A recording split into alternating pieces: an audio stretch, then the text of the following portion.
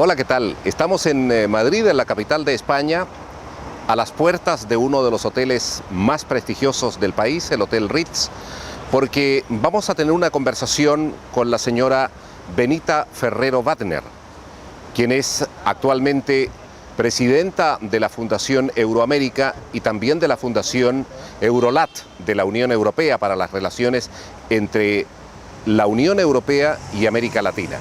Esta ex ministra de Relaciones Exteriores de Austria, una latinoamericana de corazón, va a conversar con Radio Nederland en los próximos minutos. Acompáñenos. Señora Benita Ferrero Wagner, usted ha escrito un libro con el título La cooperación para el desarrollo, retos y visiones. A la vista de los propósitos de la Unión Europea para el año 2013, de reducir en 88 millones de euros la ayuda al desarrollo, ¿no son una indicación de por dónde podrían ir las cosas en el futuro en esta materia? Bueno, primero de todo quisiera decir que la cooperación al desarrollo será tan importante en el futuro todavía como ahora.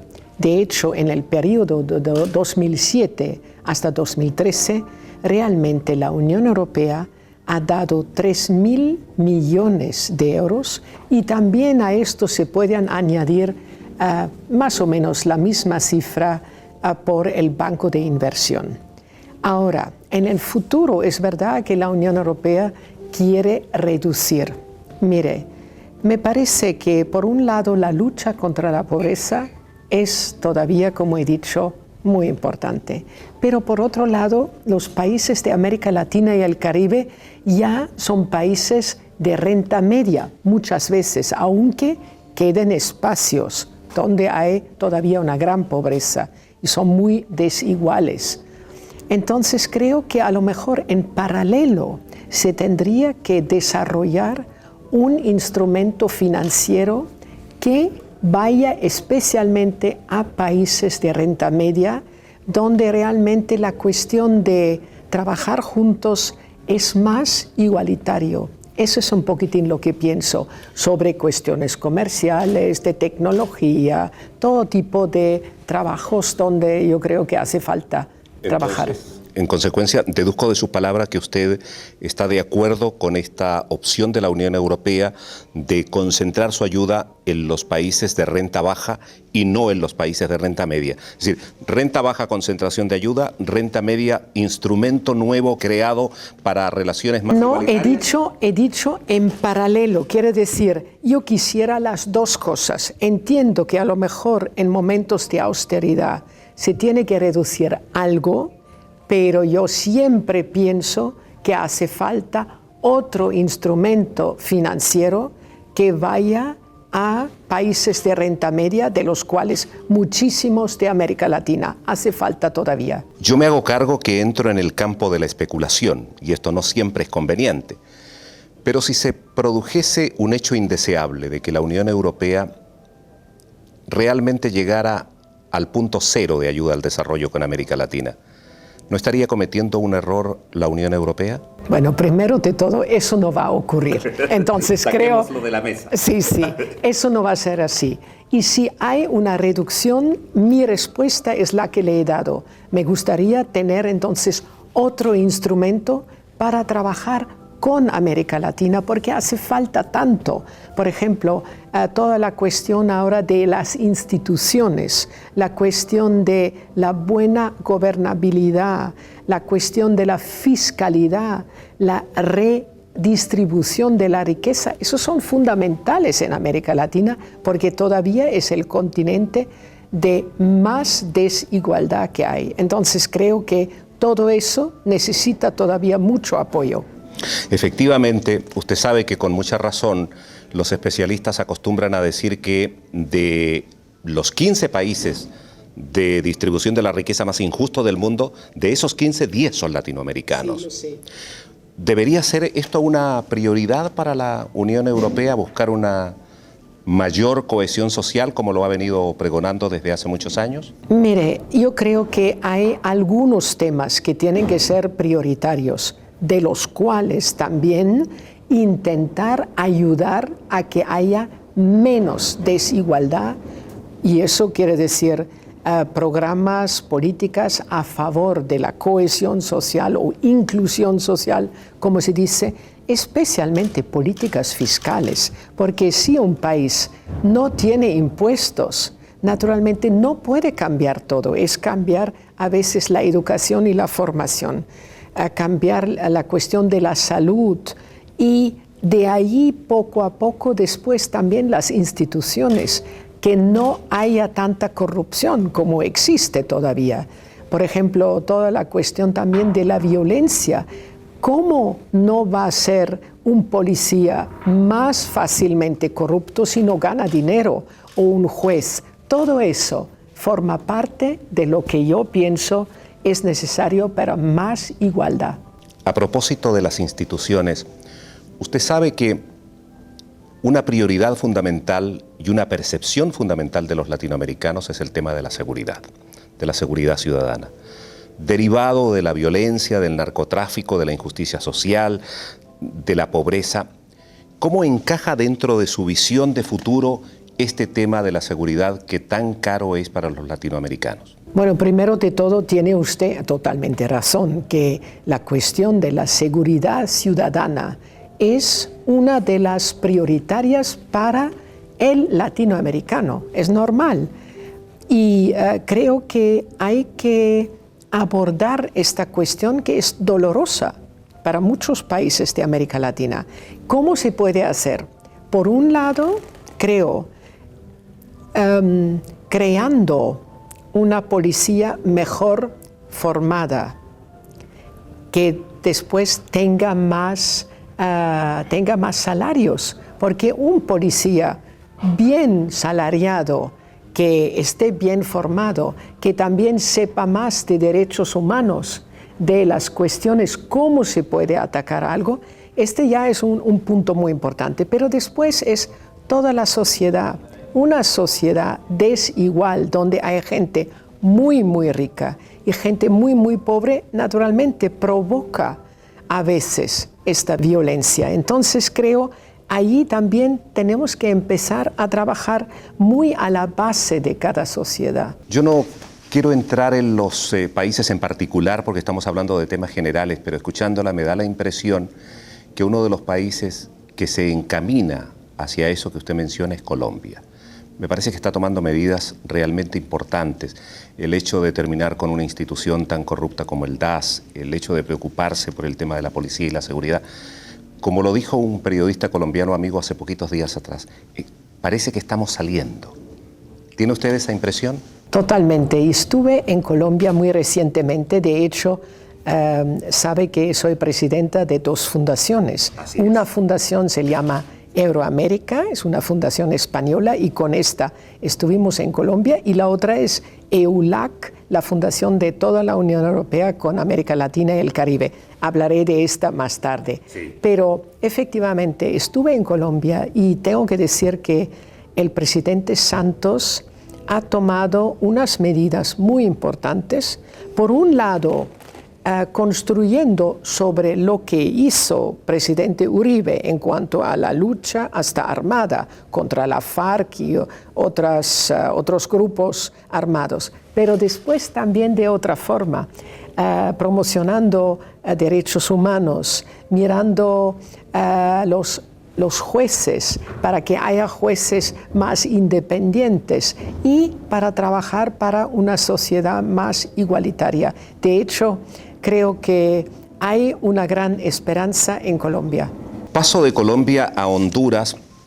Hace poquitos días atrás ha regresado una comisión del Parlamento Europeo después de realizar una visita a Honduras. Quisiera leerle brevemente lo que dice una de las integrantes de esa comisión.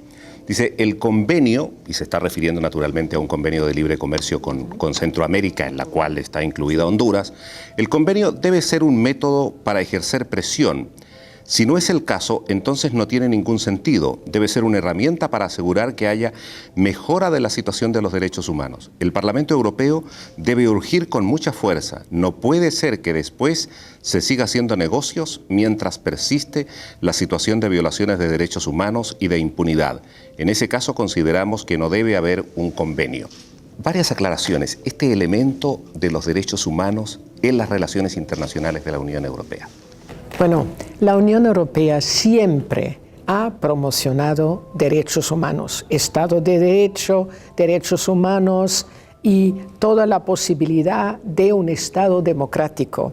Lo mismo forma parte de todos nuestros convenios, también de este acuerdo de la Unión Europea con América Central. Pero después, no solamente es la teoría, es el convenio, sino tenemos que ir a la práctica, y por eso antes había hablado de eso, lo que también estos estados tienen que hacer con nuestro apoyo para que haya más derechos humanos, para que haya menos violencia, para que haya una lucha contra el narcotráfico, contra la corrupción y a favor de un Estado mucho mejor gobernado. ¿Y si no es así? ¿Y si los estados no responden de esa manera? No, yo creo que los estados sí van a responder. De hecho, yo creo que ellos han reconocido ya, solamente teniendo esto en su convenio, que hay mucho por hacer. Entonces, es la sociedad internacional, en este caso la Unión Europea, que tiene que dar apoyo, que tiene que sustentar efectivamente estos esfuerzos y puede ser un modelo. Comentamos recién la prioridad importante que le da la Unión Europea al tema de la cohesión social. Otro de los temas centrales de la presencia de la Unión Europea en América Latina es el fomento de la integración regional. Y en este caso nos encontramos frente por lo menos a dos realidades distintas. Por un lado, un grupo de países que funciona de una manera pragmática, por darle un nombre, desde el punto de vista de las relaciones bilaterales internacionales, y por otro lado, un grupo de países con un fuerte contenido político e ideológico. ¿Es posible compaginar estos dos trenes, estos dos vehículos? Mire, yo creo que para nosotros los europeos, la integración regional como tal, venga de donde venga, es importante y no queremos caracterizar ni una ni la otra. Durante los últimos 50 años había tantos esfuerzos de integración regional o subregional, por lo menos. Así es. ¿No? Entonces, América Central, por un lado, el Pacto Andino, por otro, después Mercosur y muchos otros de toda América Latina. Ahora habrá esta iniciativa de la CELAC, ¿no? De la Comunidad de los Estados de América Latina y el Caribe. Y espero que de allí realmente, poco a poco, haya instituciones también que puedan sustentar esta tendencia que esta vez puede ir en serio. La estrategia de la Unión Europea tiene, con todos los arreglos que se han hecho, por lo menos unos 20 años. Sí. En 20 años ha cambiado mucho el mundo.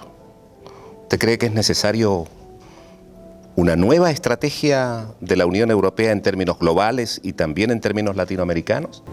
Primero de todo, en los últimos años, los 5 últimos años, cuando yo era comisaria de Relaciones Exteriores, hemos propuesto muchas políticas nuevas para América Latina. De hecho, hemos dicho que América Latina para nosotros es un socio estratégico. Y no solamente lo hemos dicho, sino lo hemos llenado de contenido. Entonces, hay muchísimo ahí en teoría y en concepto. Ahora lo que hace falta es realmente implementar toda esta política, y es verdad que hoy en día más que nunca se ve que vivimos en un mundo multipolar y América Latina ahí ya tiene un rol muy importante. De hecho, 2 países de América Latina, o 2 son muy fuertes, Brasil y México, pero también Argentina está también con los otros 2 en el G20. Entonces se ve que ahí hay algo nuevo que se mueve. Y creo que ahora en la crisis nosotros hemos visto que América Latina ha sido bastante sólida y por primera vez no formaba parte del problema, sino forma parte de la solución. Chapeau, ¿no? Eso es muy bueno. Usted ha nombrado la crisis. ¿Va a tener consecuencias la crisis del euro en América Latina? Mire, yo creo que ya tiene algunas consecuencias. ¿Por qué? Porque, claro, la demanda en Europa es ya menor y no tenemos crecimiento, muy poco crecimiento en países europeos. Pero, por otro lado, tenemos que ver nosotros, europeos, cómo ha resistido América Latina y cómo han hecho sus tareas. Realmente esta vez es un ejemplo América Latina. Después de los problemas que han tenido la crisis del tequila en México hace años o la crisis argentina también. Realmente hoy en día veo que en general los países latinoamericanos han hecho lo que tenían que hacer. Realmente presupuestos bastante sólidos, una consolidación macroeconómica, etcétera, etcétera. Es verdad que hay una cierta duda en cuanto a quizá posibilidades de inflación en el futuro, por eso hay que contener también la cuestión de las materias primas donde los precios se han volado de vez en cuando. Pero yo creo en general América Latina ha resistido muy bien y por eso yo soy partidaria también de lo que dice Alberto Moreno, el presidente del BID, que es la década de América Latina. A propósito de esto de las relaciones con América Latina, usted sabe que hace poquito se realizó una cumbre en Asunción, Paraguay, que no es una cumbre de la Unión Europea, sino una cumbre iberoamericana, pero bueno, en fin, ahí está también Europa presente. Y hubo de esa cumbre una lectura, por lo menos una de las lecturas que fue negativa, en el sentido de decir, el hecho de que la mitad de los invitados, la mitad de los mandatarios latinoamericanos no haya asistido es el signo del desencanto de América Latina con Europa. ¿Usted cree que eso es así? Mire, si uno ve un poquitín, creo que muchos líderes han tenido compromisos y a veces es difícil una fecha. Entonces, eso por lo menos para mí sí es una de las causas por la ausencia de algunos líderes. Pero por otro lado, es verdad quizá que solamente 2 países de Europa no han sido suficientes para toda América Latina y el Caribe para realmente tener la exigencia de estar presente. Mientras que, por ejemplo, si en el futuro toda la Unión Europea está ahí, con todos sus actores, eso a lo mejor sí atrae más a los líderes de América Latina. De hecho, todas las cumbres que hemos tenido nosotros de la Unión Europea entera con América Latina han sido, yo creo, se puede decir, éxitos. Y de hecho ahí me gustaría también decir que yo soy, como he dicho antes, la nueva presidenta de una fundación que se llama Unión Europea, América Latina y el Caribe, EULAC. Y creo que es una única plataforma para poder trabajar entre los 2 continentes con la sociedad civil. Ya sabe, yo de comisaria he trabajado entre gobiernos, pero eso no es suficiente. Hace falta incorporar toda la sociedad civil, empresarios y empresas, después instituciones de todo tipo, universidades, ONGs, para que poco a poco la opinión pública de ambos continentes se conozca mejor. Es un entramado de las diferentes relaciones que eran más paralelas, ¿no? Empresarios con empresarios, gobiernos con gobiernos. Y hoy en día nosotros quisiéramos contribuir a que haya realmente ahí una red de redes con todas las organizaciones que existen ya. Y espero que eso contribuya también a un mejor conocimiento de ambas partes. Escuchándola me da la impresión que estamos realmente frente a un cambio profundamente significativo, es decir, de las relaciones de las élites, que era lo tradicional hasta el momento. Usted propone hoy que todo eso baje a la sociedad civil, que sea una relación mucho más paritaria entre los pueblos y no solo entre los gobiernos y no solo entre el poder económico y político. Me parece muy significativo. Exactamente, absolutamente así como usted dice. Por eso muchas veces, mire, de comisaria, cuando me han preguntado, han dicho, pero comisaria, no se ha hecho nada para América Latina. A veces. Sí. Yo dije, ¿cómo? Yo he saltado. He dicho, ¿cómo? No es verdad. Pero hoy en día me doy cuenta que es verdad que muchas veces la opinión pública no podía saber lo que habíamos hecho. Pero hace falta esto. Los universitarios, los juristas, los arquitectos, todo tipo de gente de la sociedad civil, todos los empresarios, las pymes, y las universidades y tantas fundaciones que existen tienen que saber que existe al otro lado otro. Y eso creo que va a ser un paso muy importante para profundizar estas relaciones. De hecho, estoy muy orgullosa de estar ahí como presidenta. Si uno ve los aportes que ha hecho la Unión Europea a América Latina, son bastante cuantificables, es decir, no solo en aporte político, en aporte económico, uno los puede encontrar en un montón de documentos. ¿Y cuáles son los aportes de América Latina a Europa? Bueno, yo creo primero de todo, América Latina forma parte del Occidente.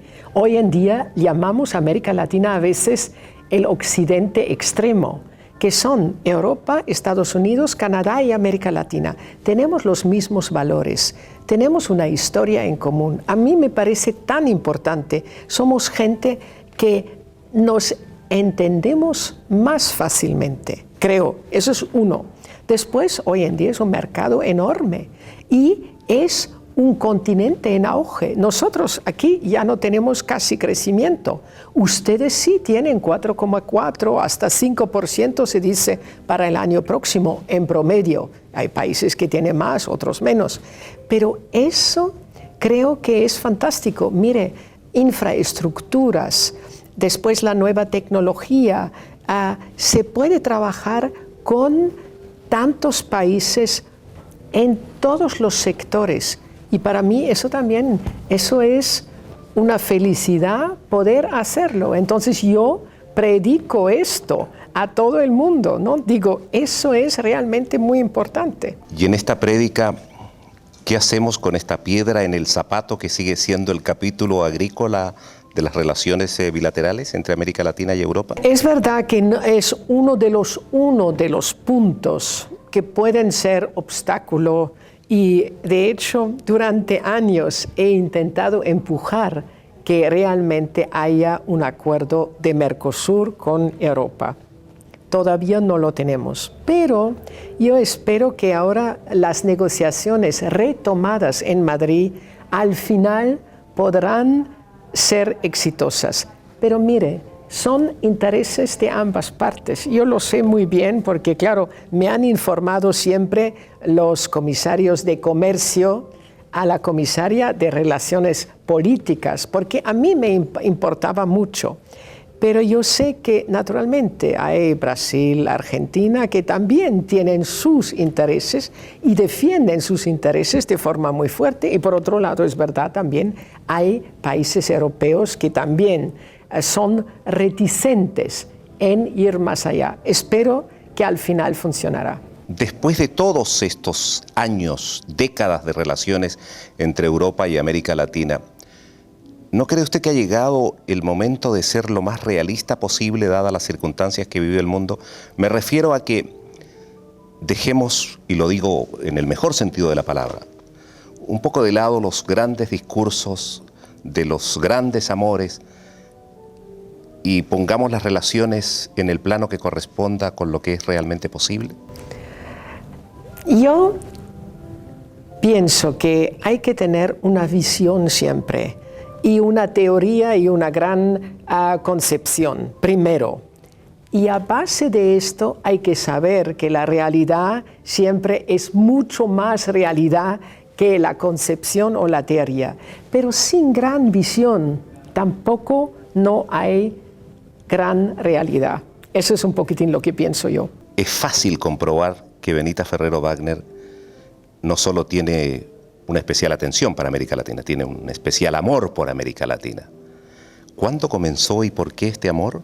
Mire, tiene razón. Hace muchos años, primero soy hispanófila y eso naturalmente me ha ayudado. Pero después he empezado a viajar y he descubierto América Latina para mí, yo creo desde el año 1995. Después fui también presidenta de nuestra pequeña asociación o Instituto de América Latina en mi país, Austria. Hoy todavía soy presidenta de honor, aunque casi nunca tengo tiempo de hacer algo ahí. Pero de allí, ¿sabe? Después he hecho muchos viajes y he conocido a la gente. Y eso creo es la clave.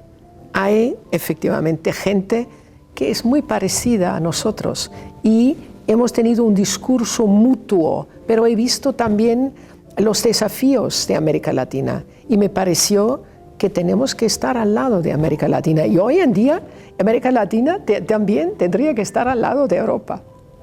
Muchísimas gracias. Gracias muy a usted. Gentil.